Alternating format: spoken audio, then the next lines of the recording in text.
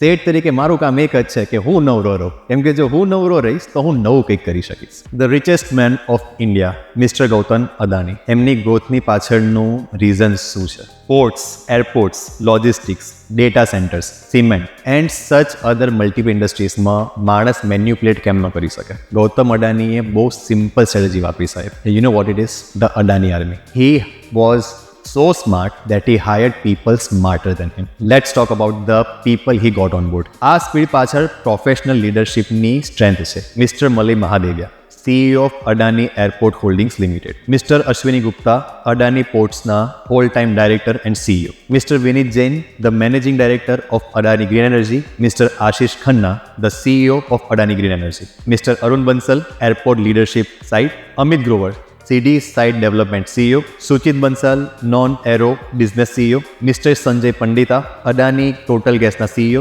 Dr. Vinay Prakash, Adani Natural Resourcesના CEO, Mr. Ajay Kapoor, Cement Business Side Leadership and Mr. Anil Sardana, Energy Solutions Leadership. આ નામ ખાલી બોલવા માટે નથી, આ દરેક માણસ એમની ફિલ્ડના એક્સપર્ટ અને ધુરંધર છે. અદાની સાહેબ was very clever to hire the right people at the right position at the right time on board. Set અને લીડરમાં ફરક છે.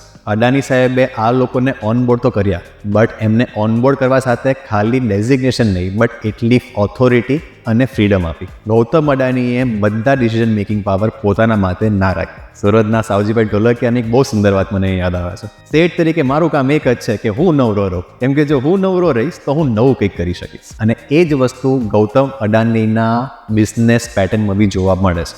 એટલે સાહેબ, hire the right leaders for the right designations for the right industry અને પછી તમારી trajectory જોજો, એ વર્ટિકલ જ જશે. ગૌતમ અદાણીએ જે ગ્રોથ આપણા ગુજરાતમાં આપ્યો છે, આવું આપણે બી સાથે મળીને કરી શકીએ છીએ, બિકોઝ સાથે મળીને આપણે આપણા ગુજરાતનું ગ્રોથ કરવાનું છે. Think growth, think Gujarat, think Alexis strategy.